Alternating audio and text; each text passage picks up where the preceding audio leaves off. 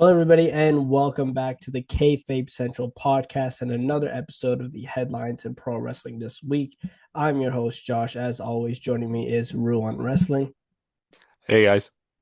And as I said, we are back with another episode of the Headlines in Pro Wrestling this week, where we go over TV recap, all the latest headlines in professional wrestling over the past few days, and whatever else it is we feel like talking about, honestly.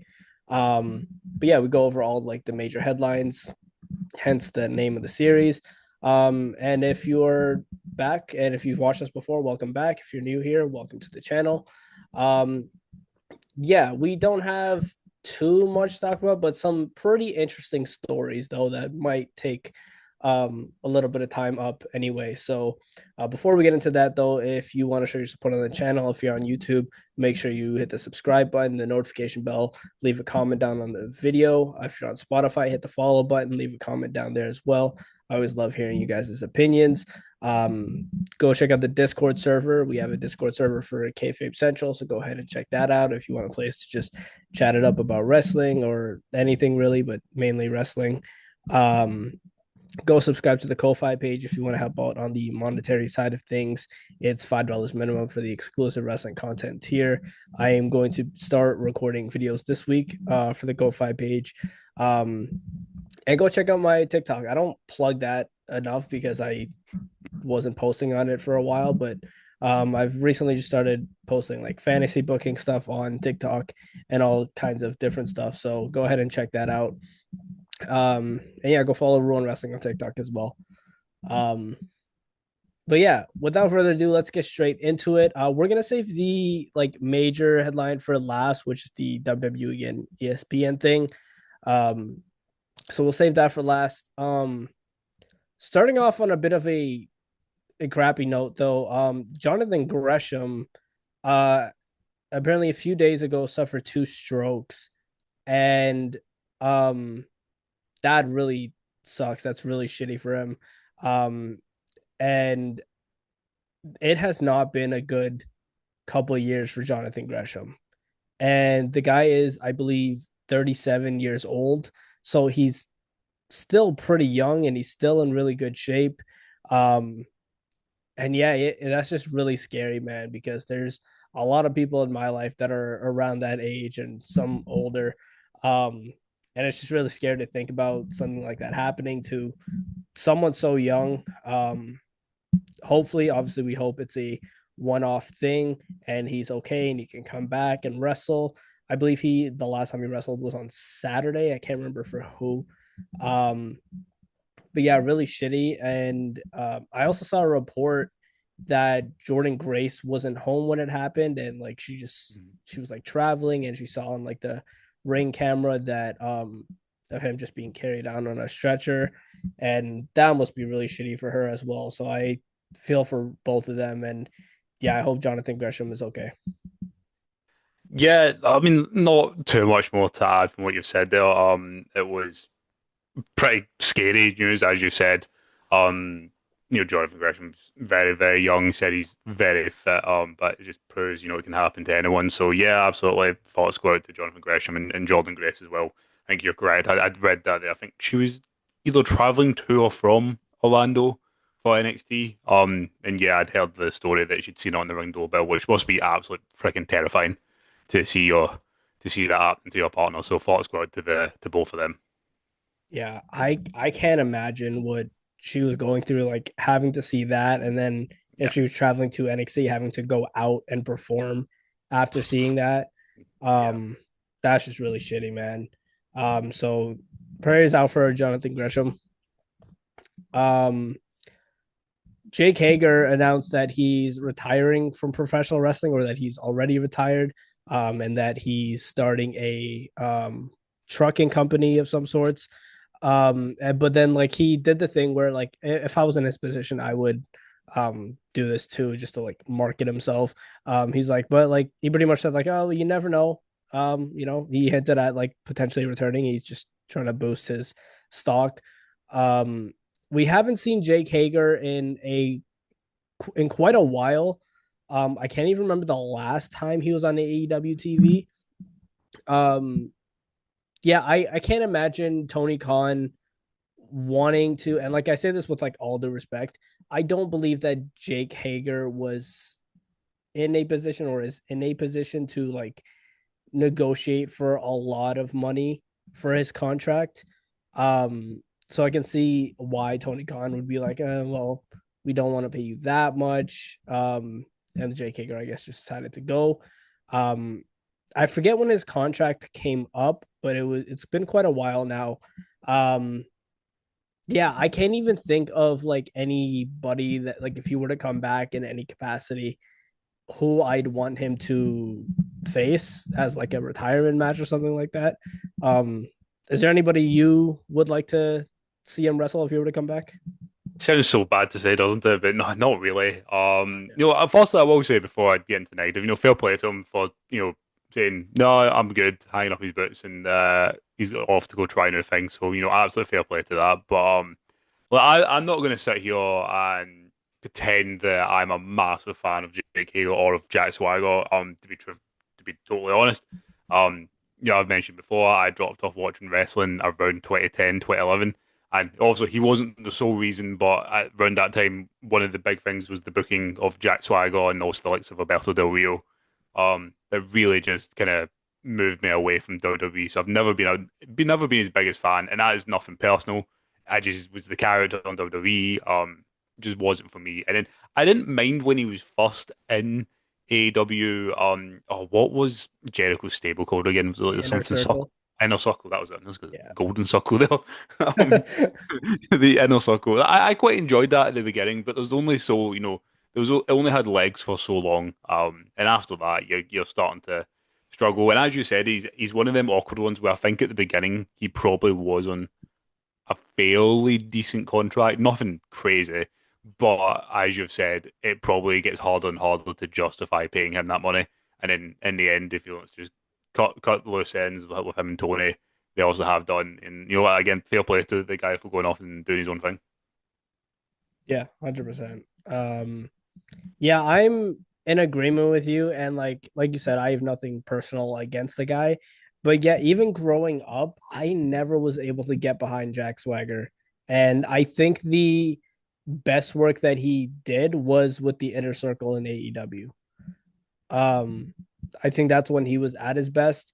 Um, yeah, I always remember that promo he did when the crowd was chanting "We the People" in AEW, and Jericho was like, "That's dead. We the Yeah. People is dead." Um, that's always gonna be funny to me. Um, but yeah, I never got behind him as Jack Swagger, or really Jake Hager, to be honest. Like as much as I will say like the Inner Circle was his best work, I still wasn't fully behind the guy. Um, and like I'm like just bagging on the guy now, but like his like world heavyweight title, like I forget that he won the world heavyweight championship sometimes. Oh, I Um, know. it wasn't until like a few days ago where I saw the cash in, and I was like, oh yeah, he did that. Um, yeah, I don't know. They tried WWE tried with Jack Swagger, but it just didn't really go anywhere. Um, but yeah, so Jake Hager is retired from pro wrestling. Not sure if he's going to come back or if he wants to come back or if he was just teasing and trying to boost his stock. Um, but yeah, so let's move on to some TV stuff. So obviously Monday we had Monday Night Raw. Um, an okay episode of Monday Night Raw. This episode was like your standard for like a Monday Night Raw after a PLE type of deal where like we're gonna wrap up some storylines, tease some new ones, and then next week we're gonna go all out and like really start these next storylines. Um, we had the main event, which was Seth Rollins and LA Knight for the World Heavyweight Championship. Because they kicked off the show, they made a match.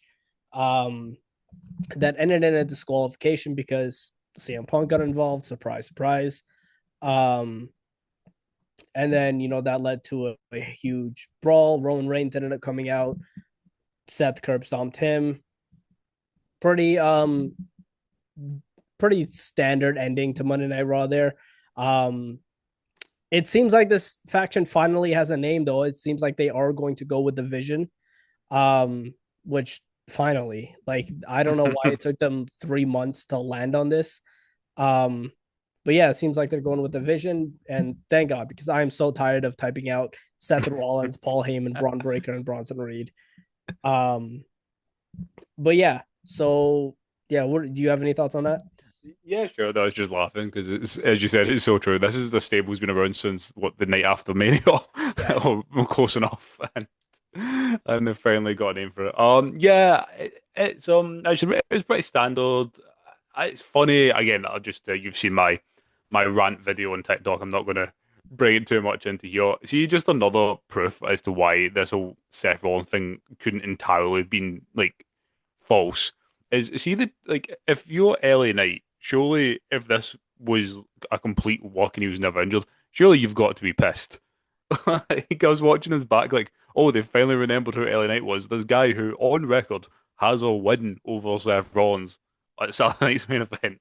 So it was at least good that they remembered he existed. I guess it ending in DQ to leave a potential maybe match down the line open. As you said, pretty standard stuff. Nothing crazy. Obviously, got to see Punk and Reigns coming out at the end. Potential to get a.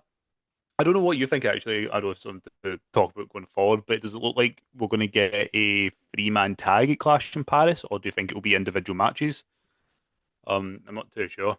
Um, I don't know. Like the way I thought about it is that this is them setting up for War Games in November. Yeah, that's. I think that's definitely. No matter what, I think that is absolutely a way they're looking at it. I was trying to think of who would potentially fit in there as well. Probably get I don't know.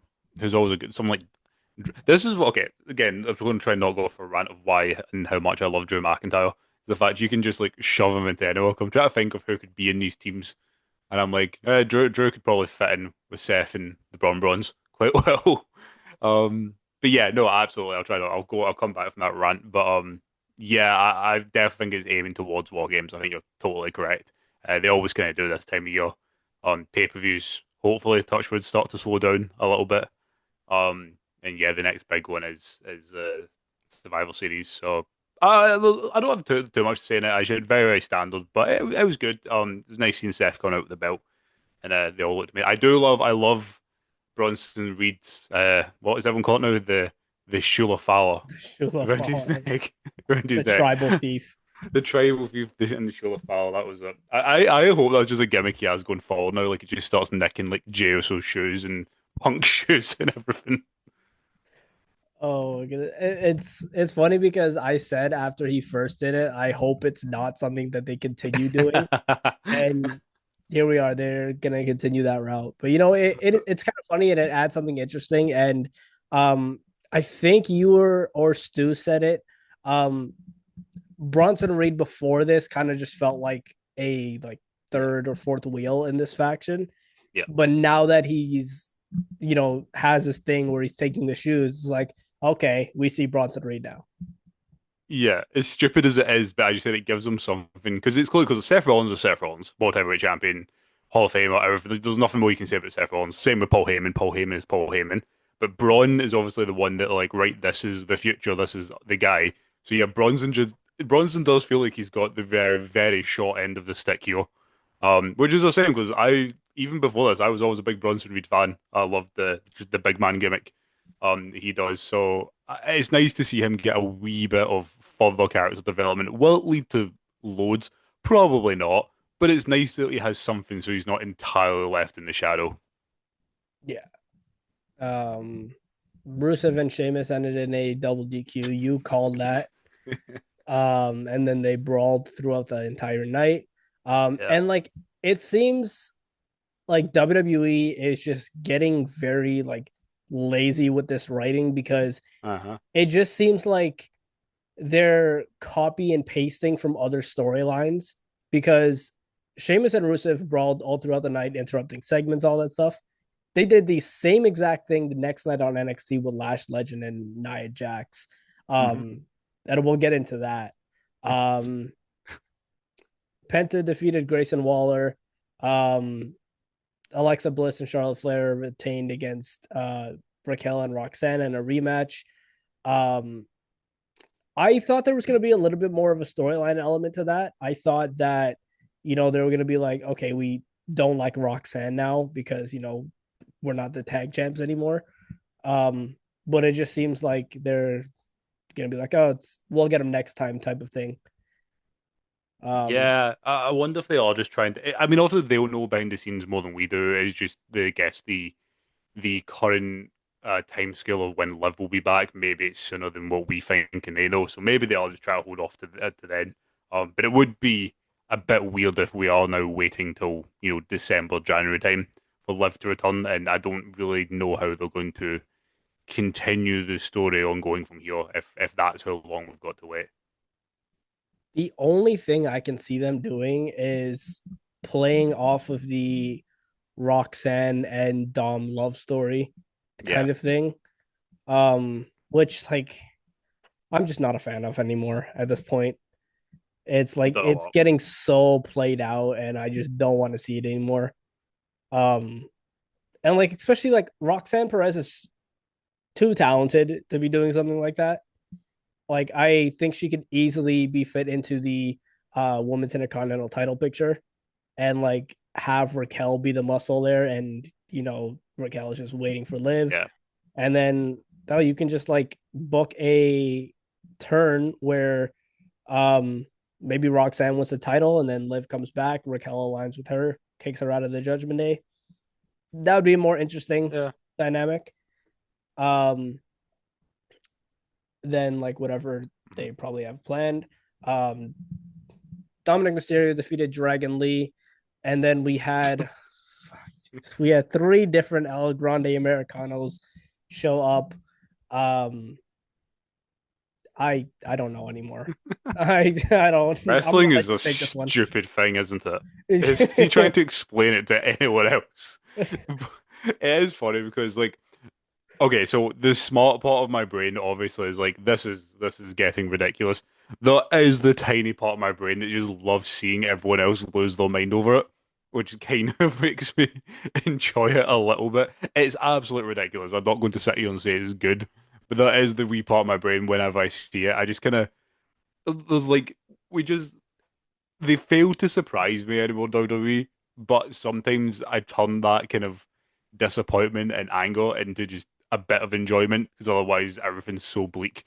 So this is one of those times. Like they brought out the third one, and I couldn't help myself but just laugh because I was like, this is so stupid. Yeah. Um, yeah, it's all different masks too. Obviously, like we have Ludwig Kaiser under one, Pete Dunne under the other, and then like I assume the third one is Tyler Bate. Yeah. Um, yeah, I don't know where they're going with this. It's funny how in I'm sure you've probably seen it, but like the reaction, obviously the Ludwig Kaiser one, not the other two, but the reaction he gets in Mexico, he's actually like kind of loved. But when he comes back up to North America, or not North America, the States and Canada, um, how how how much no one can be bothered with it. But if you Yeah, go down to Mexico, where you think everyone would be the most insulted, they love him. It's such a weird dynamic. yeah, yeah. I did see those videos, and he was super over Yeah. there in Mexico, which that was pretty hilarious. I won't lie. Um, Sami Zayn is just showing up everywhere whenever he wants to. Um, Yeah, he got involved with Sheamus and Rusev because he got hit. Then he showed up on SmackDown last night. Um, I think that they're just wasting time until they find something for him to do. I think so. And I think specifically, I don't know how you feel about it, is a shame because I know we spoke about this, I think way back in Night of Champions, we spoke about it with Stu. Like I'm a big Sami Zayn guy. And I know Stu at the time wasn't the biggest supporter of his, and I know a lot of people on TikTok and a lot of quite um popular creators that aren't the biggest fan of him. I always have been. I would love to see a Daniel Bryan moment with Sami Zayn. The issue is, And at the beginning, kind of go back to Night of Champions, I was kind of like, oh no, I don't know if I fully agree with what other people are saying. See now, after this these couple of months, I'm I'm on board with what they've said about Sami Zayn. He's no longer underdog. He wins everything. Like, Yeah. okay, maybe not quite everything, but you know what I mean. He wins all the big matches. He comes out on top, and again, like on SmackDown, yeah, it was a cool moment, and I know why they did it, obviously for Montreal. We can talk about that, but yeah, it's just he doesn't. Is it Daniel Bryan? If you go back to 2014, the whole Yes Movement thing wouldn't be as entertaining or as interesting if he just beat everyone he came up against. The issue was, or the point was, he wasn't, and he was getting shunted down the card. That's why people got behind him. Whereas the Sami Zayn's just going to win everything. The fanfare is going to start to slip away a bit, which is a shame because I love Sami Zayn. He was one of my favorites when I was first getting back into wrestling. So I've been clamoring to see that man as a world champion since then. But I don't know if what they're doing right now is the way to eventually go about it because I think it might potentially sour that eventual like main event win. Yeah, I don't think that like at this point, I don't think the Yes movement or like something like Kofi Mania will ever be No. recreated under this writing of WWE because right now, like because I remember you saying like a couple months back that Sammy could win the Royal Rumble. Uh-huh. I don't think he has enough momentum to win this Royal Rumble in January. I don't see it. And the thing that differs from this to the Daniel Bryan thing, yeah, the wins, the Daniel Bryan and Kofi Kingston things came out of nowhere. Yeah. And Daniel Bryan was doing stuff with like Team Hell No and all a whole bunch of random stuff, and then out of nowhere, it was like he's in the world title picture because John Cena picked him. And we're like, okay. And then um I don't think like Sami Zayn is over, but not as over as Daniel Bryan was in 2014. Yeah. Like No, no, you're absolutely correct. there was fans hijacking the show with yes chants. Like there's not people, and like I'm a huge fan of Sami Zayn. Like I will always support another Canadian. Um, but he's just not there right now. And I honestly don't like I'm one who thinks that they should put the world title on him. But with everything going on with Punk in the world title scene, with Roman potentially even challenging for the world title as a possibility. And then you have LA Knight there. I don't see where Sami Zayn fits into that. Yeah, that's really funny you do mention that because I remember having that exact conversation with you, and even just the short couple of months since then, the landscape has changed so much, and I mean we're still a good few months away from the Rumble, so it's not really a spoiler. I've completely gone back on my thinking. I agree. I don't see where Sami Zayn fits in. I absolutely think there is a world championship in his future. I don't think they would be talking about it and being quite uh, to the front about it as much with Sami Zayn and his writing as they are. Um, but so I do think it is there. But yeah, I don't see within this next year how Sami Zayn fits into that picture. And I've completely switched off. It's just what happens when things change so quickly in the WWE. And yeah, and I agree with what you said. You are completely correct. With the way it is written, we're not going to see that. I just want to see uh, uh, a babyface Sami Zayn that's been put down so much and built back up again. Like again, I'll use a kind of example, and again, not using the actual movement, but go back to the Daniel Bryan stuff.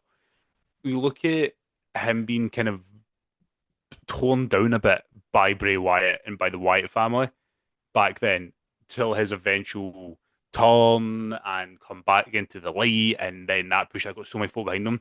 I feel like that's something they could have done with Sami Zayn, and we also we well actually we didn't get to speak about it because I wasn't there for it. But that was the issue I had with his match with Cross at SummerSlam. They had the potential to have not that exact story, but have this Sammy kind of fallen into his dark side of him under Cross, and then eventually down the line we could have him snap out of it a bit. But they didn't. They just kind of had the usual, "Oh no, I am a good guy. I'm just going to win," which I wasn't the biggest fan of. But down the line somewhere, I want to see Sami Zayn as world champion. I just don't know how it happens at the minute, and it's a bit of a shame. Yeah. Um, Nikki Bella and Becky Lynch had a segment where Becky just completely went after Nikki Bella, That was and great. I popped and I laughed for this segment because like as much as the and I think after this the attacks towards like John and Nikki about their past relationship should just stop at this point. Um, it was really funny how Becky Lynch delivered it though. And I will give her that. It was a good segment from her, and then just punched it in the face. Um, and then next week we're gonna have uh, Becky Lynch versus Maxine Dupree because Natalia approached her and she's like, "I want to fight you." I'm like, "Okay, we'll fight, but not you, Maxine." Um, so yeah, there's that for next week, and I'm assuming this is going to be the Clash in Paris match, Becky Lynch and Nikki Bella. And you know what? It's not Lyra, and it's a different feud, so sure. Yeah, you know what? Fair play to the more to Becky here than anything, but it's funny to sit here and say I know she gets a lot of flack, but it's a match that actually I'm kind of weirdly okay and excited with seeing Nikki versus Becky. Nikki's not winning, like that. I think is probably one of the most obvious decisions of the entire year. But I'm okay with it. I liked what they did here. It was funny, and I agree as well. I think sometimes the shots at Nikki are very easy and have been very overdone to death, especially the John Cena things. But Becky did it in a very, very good way, where it did pop people, could pop myself as well. Um, so yeah, you know what? As a match, I'm actually quite excited to see. Nikki's also she's massively. I actually remember I got to when's the last time I seen her at one of the SmackDown lives in Glasgow? I think in 2016 when she just came back. Um, I think she just came back in before doing, ironically, that run with John Cena. um, the irony there. So I know she's massively over in Europe. And then specifically, you take Paris. As I've pointed out many times in the show, I am a diehard fan of Total Divas. I know that she loves Paris and Paris loves her. So I'm sure she'll be very, very over in Paris. And it'll be a I was going to say good match. It'll be a fun match. I'm actually weirdly okay with seeing this. Yeah, and I'm totally okay with the different feud. I've never been a huge fan of Nikki Bella when it comes to her wrestling ability. Um, but you're right. It could potentially be a pretty good match. Um, NXT, we had Kalani Jordan. Sorry, see, before we just get started with NXT, can I just say NXT is such a weird show. That's all Yeah, I'm we're going to gonna get say into before we that. talk about this. I was sitting chatting to one of my work colleagues while this was ongoing, and I just was messaging her because she's a big wrestling fan, and I was just like, "This is the weirdest show I think I've ever watched." Yeah, I 100% agree. It started with Kalani Jordan defeating Blake Monroe by countout because Jordan Grace got involved and chased Blake Monroe out of the building. Um, Hank and Tank defeated Chase U to retain the titles. Dark State, not Dark Stake. Dark State showed up after an attack, Tank and Tank, and I believe Chase U as well. Um, just letting you guys know, like half the time, like especially when it comes to like NXT or like SmackDown, or sometimes even Monday Night Raw, these shows are like 2 hours. I don't spend a lot of time actually looking at my screen. So like there's times where like the match will end and I just look away immediately from the screen and like I'll miss something. I'll be like, oh wait, what happened? Just because like there's sometimes like the shows weekly recently have just they've just been pretty bland and like just hasn't been keeping me interested. Um so that's why I said I believe they attacked Chase U as well. Um Miles Bourne defeated Lexus King. Um we had a Dark State show up again in a segment because I believe they attacked. Yeah, so they attacked Obafemi, Trick Williams, Javon Evans, and Moose while they were having an in ring segment. Um, And then next week we're going to have a 8-man tag between Obafemi, Moose, Trick Williams, and Javon versus Dark State. Finally, Which they're Dark, putting them in an 8-man tag match. which Dark State will lose again. Like it was Yeah, it's so funny. They'll finally do they've got Dark State appearing all over the show, but like I am not a wrestling booker. I don't. I know we joke about it online and we do all we fantasy bookings. I don't pretend to be a professional wrestling booker. Surely this big new scary stable you have to have them at least like win a match to be to look any way competitive or scary. yeah, So I have no idea what they'll do with Dark State. no idea. They do have a tag title match in Philadelphia, I believe. Or no, is it at Heat Wave? Heat Wave, which Yeah, I believe ironically it's enough, at Heat Wave.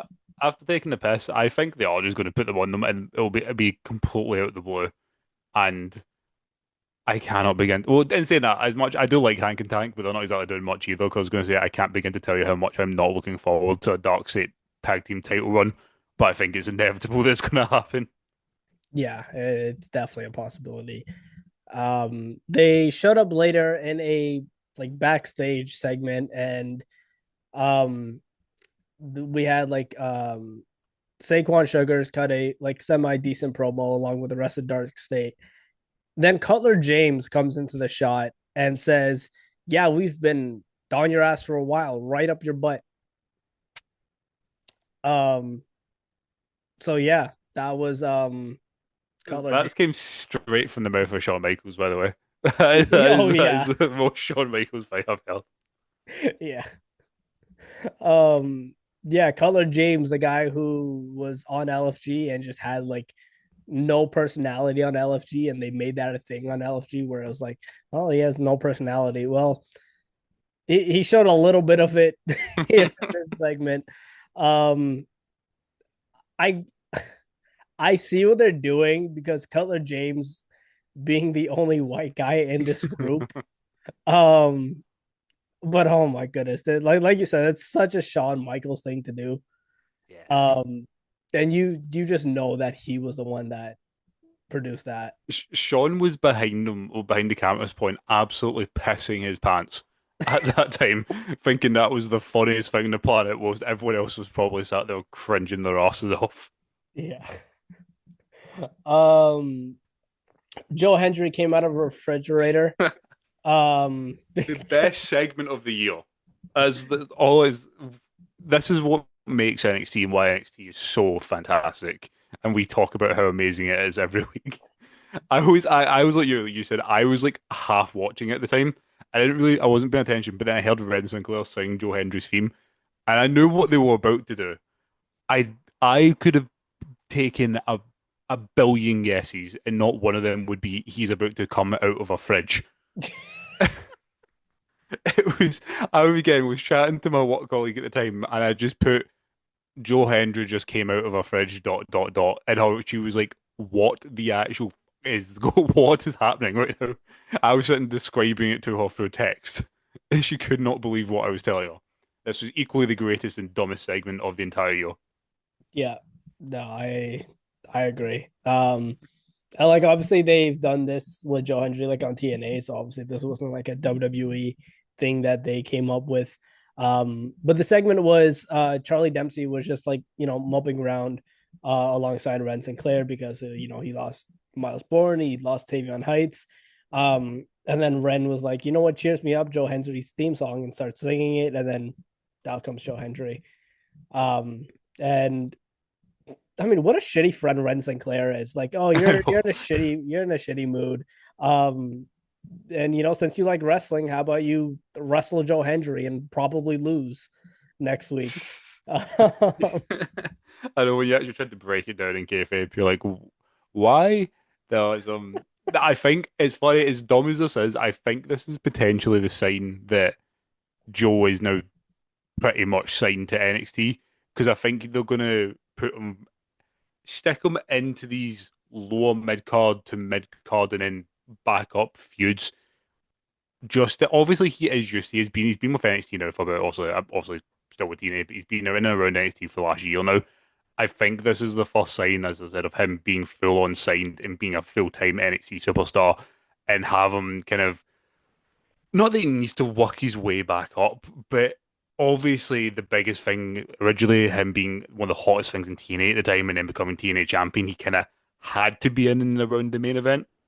Whereas now, if he is signed to NXT, I think they'll start him off in and around that mid card, maybe going. I think he'd be quite ironically not coming from North America. I think he would be quite a good challenger for Ethan Page's North American Championship.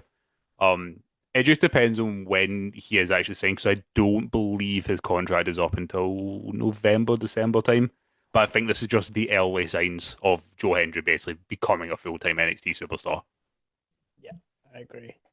Um, Kalani Jordan can't make up her mind if she wants to be an asshole or if she wants to be nice. Right now she's being nice and she's alongside Lola Vice. And they're going to go up against JC Jane and Fallon Henley next week. Um, Laney Reed came up to Fatal Influence also in this show and was like, shouldn't Jasmine Nix be shining your belts? And I'm like, why is Laney Reed here? Like, what does she have to do with anything with Fatal Influence? And I hope they don't like add her to the faction because I don't really see her fitting in to that No, faction. God no. Um, but yeah, uh, honestly, NXT? yeah, go ahead. No, I just said it's just NXT. Yeah, It's crazy. It's what you said. Kalani annoys me because in ring she's really well. I'm not gonna go say she's oh my god she's the best in the world. But she's very very good in ring. The character of Kalani Jordan irritates me so much. yeah, Like I just can't, and that's the issue. I don't think they know what they're wanting to do with her either. So she's just kind of stuck in limbo. So there's that, and yeah, the Laney Reed. I'm not the biggest fan of the that character. I never really have been. See that whole kind of. I think we had a quite similar with what was her name, Lacey Evans. That kind of southern sassy belle type thing yeah. isn't really something I resonate with. I think Fallon Henley's okay with doing the kind of well beforehand doing the kind of cowgirl esque gimmick, but yeah, that whole kind of thing they've got going on with Laney Reed isn't my favorite thing, so I'm not too invested. Yeah. Before we continue, I do have to create another meeting because we have a minute left in this one. So I will be right back. All right, we are back. So yeah, two other things that happened on NXT real quick. Ethan Page was interrupted by Tavion Heights, and then Chelsea Green came out and was like, "He's Canadian. I'm Canadian. I'm defending a Canadian." And as a Canadian, this was kind of funny. But realistically, I don't know what they're doing here. I don't know if Chelsea Green is going to be a part of this storyline going forward. I know Tavion Heights said he won't hit a girl, but he will find someone that will. And they didn't announce anything after that, so maybe like we'll see something next week. It'll probably be Ren Sinclair. That'll probably make the most sense.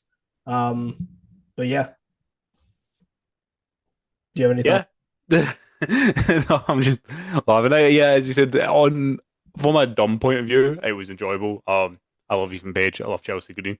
I think I'm starting to catch on here. I just love all the really funny heel American, not American. Oh my god, the Canadian characters. I'm loving all them. Um, but yeah, no, as you said, though, in the storyline wise, is a bit random, and yeah, I imagine it might lead to a mixed tag match, maybe I with assume so. you. Yeah, I think so. Which is again a bit random, but hey ho, it's fine, I guess. I like Chelsea Green, I like Ethan Page, and I love Taven Heights and Vincent Killer as well. If it is also random, yes. Is it? Does it make any sense? No. But sure, why not? That is NXT in a nutshell. Yeah. So before AEW Dynamite, we had a story come out about MVP and the Hurt Syndicate not wanting to put people over and specifically about MVP having an issue with Speedball Mike Bailey, and then a couple days ago, Mike Bailey and MVP made a funny, I believe it was a video of Yeah. MVP being like, "Hey, Speedball, fuck you," and Speedball was like, "Hey, fuck you too," just making a joke of it. So I don't think that there's any issues between them. It doesn't seem so. Uh, Um, I can see because MVP is somebody who like make sure his thoughts are heard and he's a vocalist and I can see him going to bat for his guys, Bobby and Shelton, um and like not wanting to lose to certain tag teams or something like that, and I can see that being the reason that like it rubs some people the wrong way. So there could be some truth to it, or it could just be people just writing shit just to stir something up in the back. um yeah, I have no idea. I've never met any of these guys in person. They could be really nice people, or they could be complete assholes. yeah, I pretty much thought the same when I first read the story. As you said, I can maybe there's an issue with them wanting to drop the belts to like the right people or whatever, so maybe that is a bit of back and forth. But I don't think it's anything crazy. But in the terms of the Mike Bailey MVP stuff, um, I remember when that first came out, my first reaction was, I also don't know Mike Bailey or anything about him personally, but he just seems like a really nice guy. So I just didn't believe the story when I seen it. Like I was just kind of like, out of all the people that MVP could potentially have an issue with, I was like, I'm going to take a wild guess that Mike Bailey isn't top of that list, just of sheer just guesswork, and just by how he seems and comes across. So I didn't fully believe it. Then when that video came out, I thought it was very funny. Yeah, there doesn't seem to be an issue, but yeah, it was a bit of a. I don't know who got leaked that story. It was a bit ridiculous. Yeah. Yeah, I don't recall ever meeting Speedball in person and knowing him personally, but I know quite a bit of people that do know him personally. And I have heard nothing but good stories about him. Yeah. I have never heard any stories about him being a problem or anything like that. Like my interviews that I've done, I interviewed Gabriel Fuerza, who has wrestled him then on wrestler here in Ontario.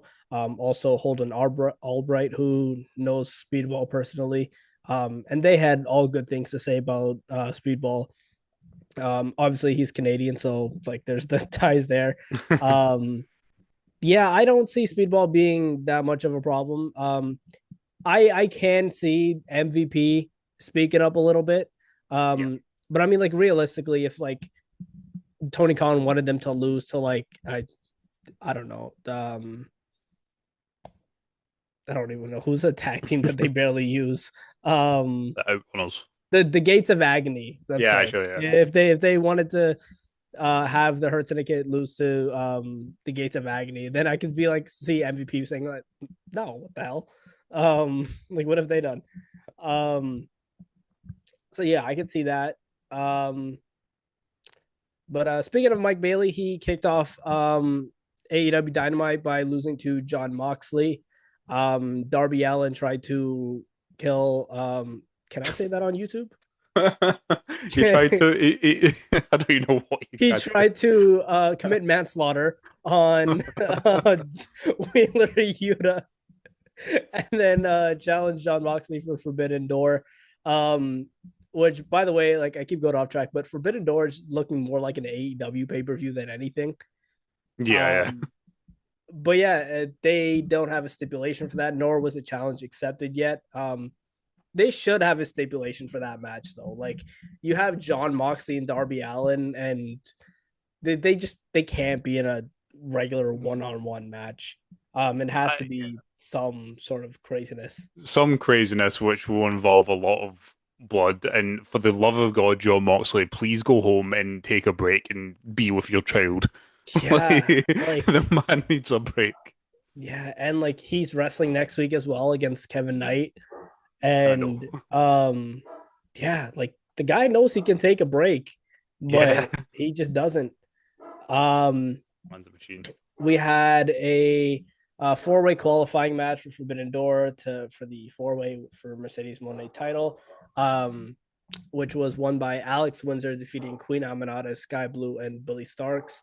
So she's going to represent AEW. The other two will be from CMLL and Stardom. So we have yet to find out who will represent those promotions and companies. We had a funny segment with the Don Callis family, um, of Don Callis showing off an oil painting of him and Kyle Fletcher, and like Don Callis in the painting was like absolutely jacked, and it was just like I'm pretty sure I think he's done that before with like Jericho and Omega and stuff like that. Yeah. Um, yeah, that's just typical Don Callis stuff. Um, what else happened on AEW? Um, Stokely Hathaway cut a hilarious promo on Adam Copeland, and was like, "I'm bald, I'm short, I get no hose, and so like I'm ready for anything you throw at me." I was like, "Oh, okay, that's Stokely Hathaway babyface turn." Because now he's just relatable to a whole lot of people. Yeah. um, yeah. If you have anything you want to add, by the way, you could just interrupt me. Oh no, you're fine. It's a Dynamite. Was yeah, I had it on kind of in the background this week as I was doing stuff. I didn't do too much. As you said, I'm looking forward, looking ahead to Forbidden Door. Um, I think I like the stuff with Alex Windsor, and I think the Queen Aminata and all that. I don't think she's going to win or anything like that, but also I know they're kind of. I don't want to say they're shoehorning her in because she's English.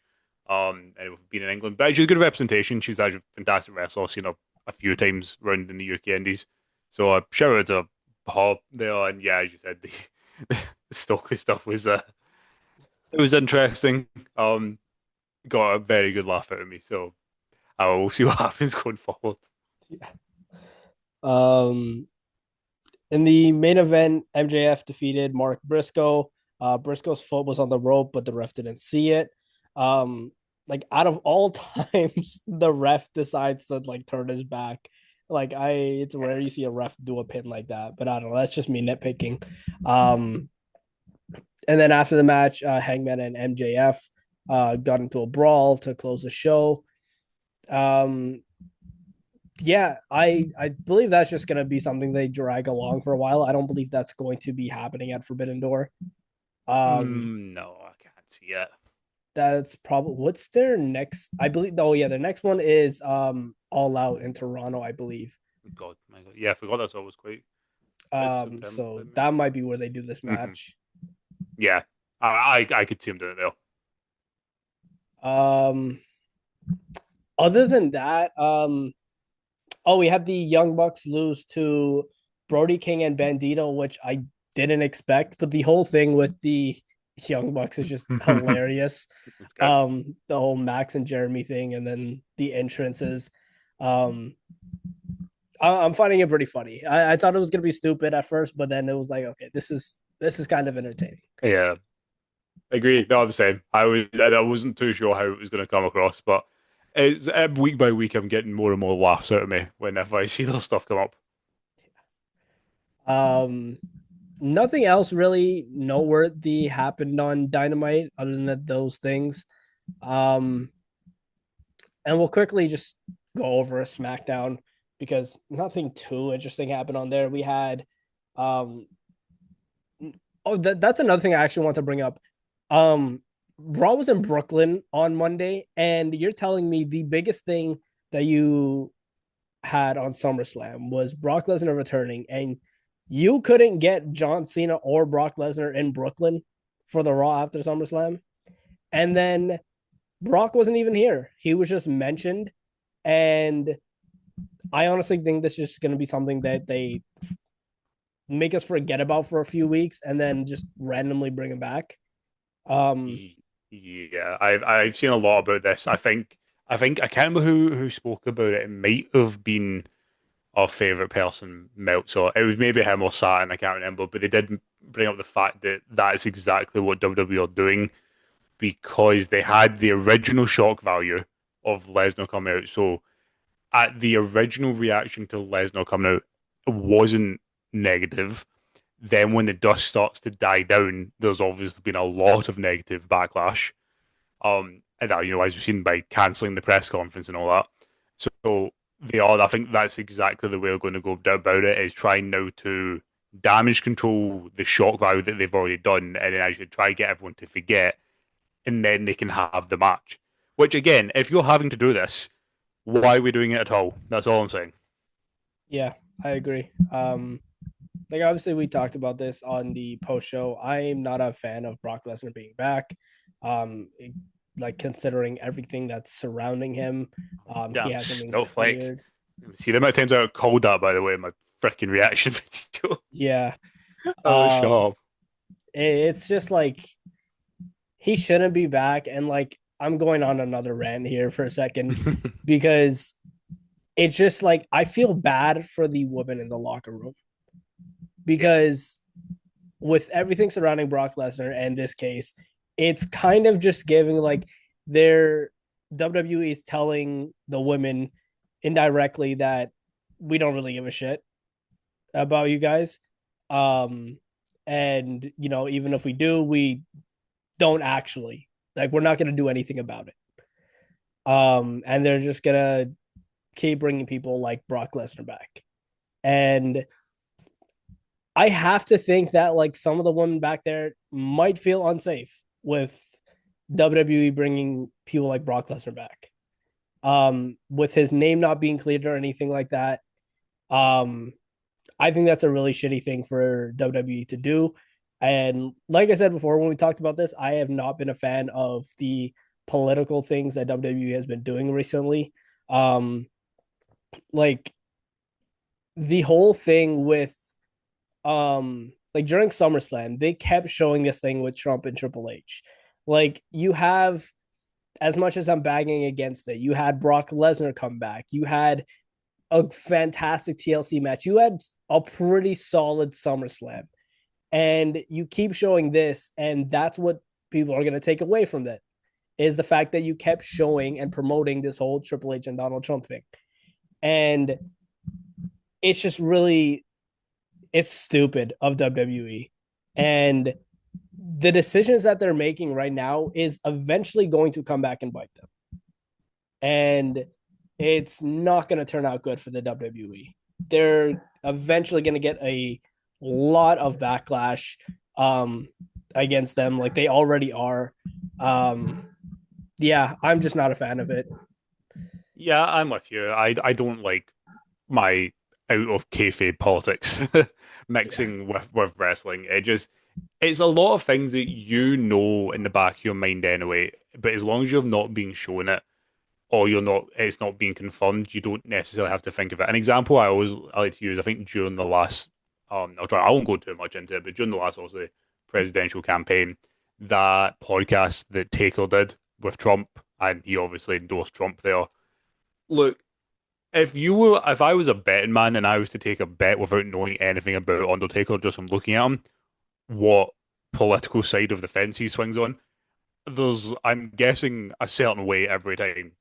But when you actually know this and it's kind of confirmed, it does kind of put a bit of a wee asterisk over your general thoughts and thinking. And that's the thing, everyone's got their own, thoughts on things, everyone's got their own opinions, everyone's got their own views. That's just life, it's the way it is. I have family members who I totally disagree with on certain matters of politics. That's just family, that's just life. Um, but when it gets brought to the forefront, that's when it starts to get a little bit awkward and a little bit tense. Um, so yeah, that's the thing. We know WWE, even with the past regime, we know where the likes of Linda McMahon has always sat within the office of politics. We know who's in the Hall of Fame. It doesn't come as a surprise, but when it is getting shoved on your TVs and your throat, that's when you start to get a little bit like, I just want to watch the wrestling. I don't care about this bit. Yeah. Yeah, 100% agree. Um, But yeah, I am someone who's gonna let my opinion be heard, and I wish like if they do these post show conferences again for upcoming like PLEs or whatever, I like just wish like just one reporter would just have the intestinal fortitude to just ask Triple H what he's doing here and like what's going on with all these political things that they're promoting and with Brock Lesnar coming back. Um, yeah, I just wish somebody would have the guts to ask him those kind of questions. Um, but I don't think anybody will. Um, but yeah. Um, Besides that, it was SmackDown last night, and John Cena opened up the show, and he issued anyone to step up to him after talking about Lesnar. Logan Paul came out, and then Drew came out, attacked Cena. Cody made the save, made a tag match for the main event. Um, I'm just gonna scan through these real quick. The MFTs, Jason Mateo and Talatonga beat the Motor City Machine Guns. Um, Solo cut a promo saying there's no one to fight him, and then out came the hometown hero, Sami Zayn, who, like I said earlier, is just everywhere. Um, we're gonna have Street Profits versus DIY next week. Chelsea Green interrupted Alexa Bliss and Charlotte Flair celebration. Um, Charlotte Flair went 1-on-1 with Chelsea Green, defeated her, and shoving her face in a cake. Um, I'm actually kind of liking the Charlotte Flair and Alexa Bliss thing. I know to some people it's coming off as like corny and cringy, but I like the fact, and like Charlotte Flair looks really taken back that the crowd is like cheering her. She still looks taken back by that. She's like, oh wow. Um and like I think it's really cool that they have her in this like lower mid card area with the tag titles alongside Alexa Bliss because it takes her out of the world title picture for a little bit. I don't know how long this tag team is gonna last, but I am enjoying it thus far. Yeah, I'm the same. I was really worried last night because they kept doing very small, very, very small teases of Charlotte maybe turning on Alexa, and I was sat there going, please don't do it now. Like Yeah, I was like, please. But they didn't, thank Christ. Yeah, I'm enjoying it. I agree. I've seen a lot of criticism, and I can understand it. Some of the stuff is very cringy and a bit like when you're watching some of it, you're sat there kind of like, oh God. And I kind of felt that a little bit in Charlotte's promo last night, but also it's fine because I think part of the cringiness of it is probably coming from Charlotte being able to just be like human. I know that yeah, sounds maybe a bit weird, but just being able to be Charlotte, and not just as stone cold like the Queen character. And I think that's part of where this kind of over the top cringiness probably comes from because she clearly is actually quite a nice person in real life. yeah, Um, so I think that's probably where it's coming from. So I'm enjoying it. I want to see it keep going. I don't want to see them break up anytime soon. yeah, me too. Um, so I had a brain aneurysm trying to write this, but backstage we had Tiffany Stratton rubbing her win in Jade Cargill's face. And then Uh, Kiana James comes up to Jade Cargill, gives Jade Cargill her card and says, if you ever want to get that title back, here's my card. And then Meechin comes up to Jade Cargill and she's like, are you going to do anything with that? And takes the card from Jade Cargill. Meechin, who we haven't seen in God knows how long, just comes out of nowhere. Um, yeah, I don't know what they're doing here. I, once again, it's funny the week that's gone on, and I've seen a lot of other people's opinions. I know I stand by it. I think Jade and Tiffany's match at SummerSlam was a lot better than I thought it was going to be. It wasn't amazing, but it was a lot better than I thought. But I am fully off the Jade Cargill train. I tried when she first came in, and she's been at the company almost 2 years now, and Yeah, I just, again, in the ring, solid, but nothing spectacular. And I think a lot of that goes to her opponent that she's in there with, when it's like Kairi Sane or whoever. On the mic, she might be my least favorite person in the company caught in any form of promo. I am sorry, I cannot stand her promos at all. I have to almost mute the TV when she's speaking. I've never been in a had someone cut a promo which has been less believable before in my life than when she does, and it's I want her to be big. I don't want anyone to fail. Obviously, I want everyone to succeed if they can in WWE. But the fact is, she's been here going on 2 years now, and I feel really bad saying it. I don't necessarily know where the improvement is. Maybe a little bit more in ring, but not loads, and especially, and I think WWE might have seen that as well because they really pushed her hard to be Queen of the Ring, and then challenge this title, which everyone, the two of us, I think Stu's one of the only people I've heard say that she wasn't going to win. And for them not to pull the trigger on her, I think it's quite a damning statement because I think they've seen it themselves that she is not ready to be at the top of the women's division at all.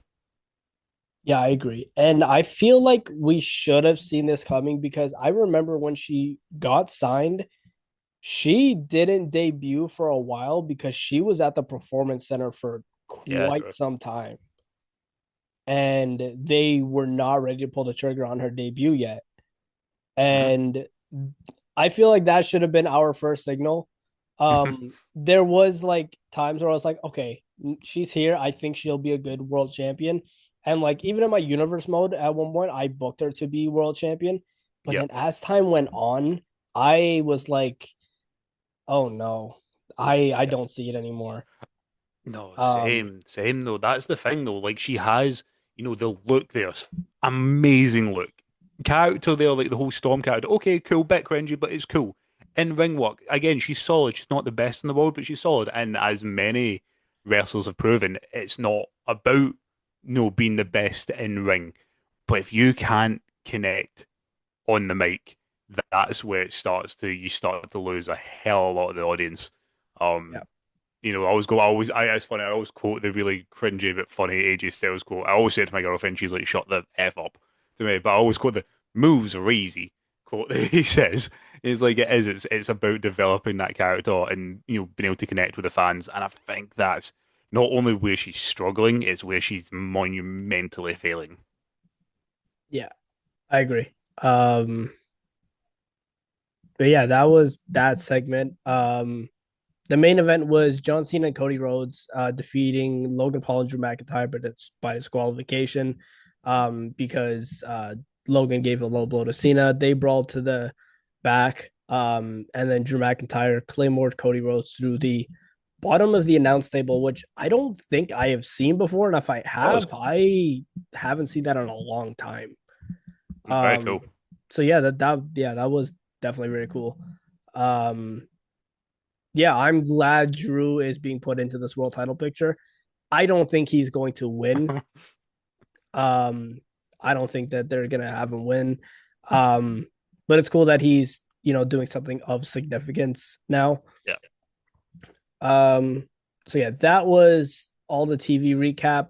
So now the big headline of the week.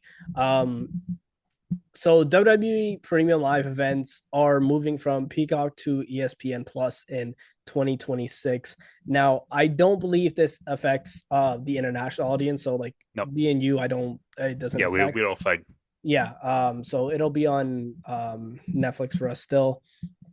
Um, however, I do have a lot of friends in the States that are not happy about this because yearly the subscription for ESPN Plus is $300. That is absolutely ridiculous. And like, I can't speak much about this because I am in Canada, but I can understand like people in the States are probably really pissed right now because yeah, you get Raw on Netflix, but then you have to get cable and the Hmm. CW for NXT, and then Yep. you have to have cable for SmackDown because that's on Yep. USA. And then now you have to pay monthly for ESPN Plus to watch the premium live events. That is ridiculous.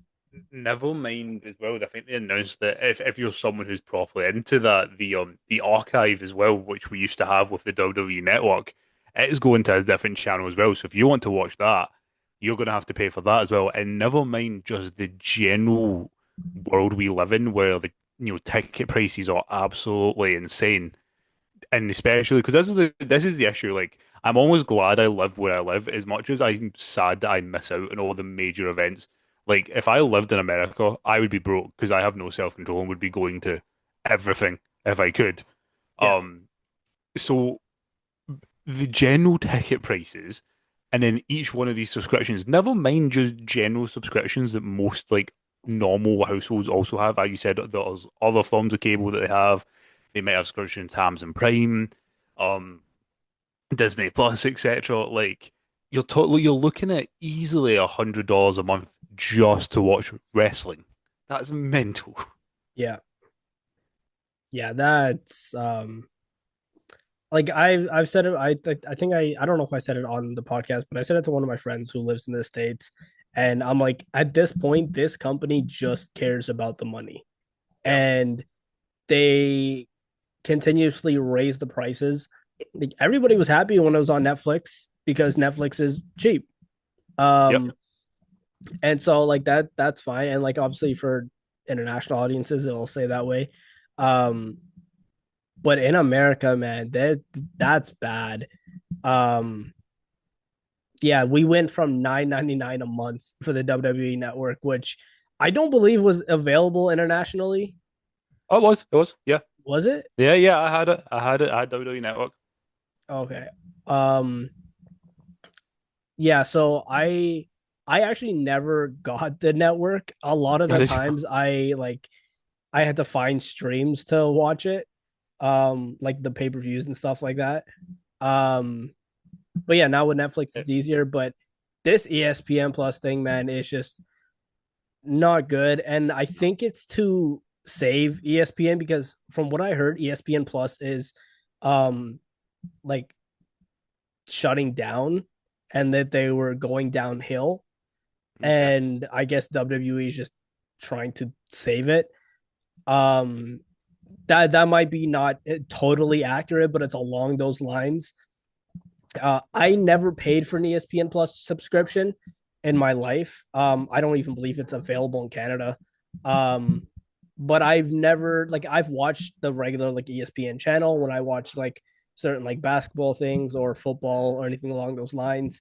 Um, but yeah, I've never paid any money to ESPN, and $300 a year is absolutely insane. And I feel bad for Yep. everybody that's a wrestling fan in America. Yeah, as you said, that's $300 a year just for wrestling. Never mind, going to shows and just general living. It's mental. As you said, so I had the network. It's one of the when I got back into wrestling in 2016. It's one of the first things I did. I can let everyone everyone to a secret. So in 2016 is when I went to university. So I was in my first year. So I had my first ever student loan, and literally the first thing I did when I got the money through was pay for a WWE Network subscription for a year because I was like, oh, I have all this free money. So Yeah. rather than spending it on actual books and everything that I needed, I was like, no, I'm going to buy a WWE Network subscription for a year. So yeah, we had the network, and as you said, yeah, we moved over to Netflix. I'm loving it. Over here, we have everything. I do miss the archive of what you had with WWE Network, like watching all the old stuff and all the behind the scenes stuff. But it's not that bad. And as you said, I don't know what you pay in Canada, but over here, I pay 10.99 a month for Netflix. That gets me Raw, SmackDown, NXT, all the pay-per-views, and that's also the secondary tier as well. So that's the tier where I get no Netflix adverts. So if you wanted, you could pay the cheaper one, which I think was 4.99 over here, maybe. So it's Oh like wow. you only need to pay literally a £5 a month or whatever it is to watch wrestling over here, and you have everything. Yeah. Over here, like I have the premium as well, like where I don't get any Yeah. ads. And that's like 20 something a month over here, which again isn't bad at all. No. Um, but yeah, I feel bad for the states. Same. Um, but that is everything on the headlines of pro wrestling this week. Um, let me know your thoughts on everything that we talked about, whether you agree or disagree. I always love hearing you guys' opinions. If you're on YouTube, make sure you hit the subscribe button, hit the notification bell so you're up to date with all the videos, podcasts, and interviews. If you're on Spotify, make sure you hit the follow button and comment down below over there as well. I'm gonna see if I can get the podcast on more platforms as well than just YouTube and Spotify, so it's more accessible. Um, so I will work on that. But in the meantime, it is just YouTube and Spotify. So let us know what you guys thought. Yeah, that's everything we have to talk about. And I will see you guys on the next one, which will probably be another headlines episode, unless I figure out something to do during the week. Um, yeah, I want to do like as much content on the channel as possible. Um, yeah, I've just been recording and writing so much for the channels. Um, so yeah, your support would be greatly appreciated. Make sure you go follow Rue on wrestling on TikTok. Go follow Stu World Order as well. He hasn't been here in a few episodes, but we still love Stu. So go ahead and follow Stu on TikTok, YouTube, and Instagram. He's got some hilarious TikToks over on his page as well. He breaks down all the weekly shows, and so does Rue. So go ahead and check those guys out as well. And I will see you guys in the next one. Take it easy.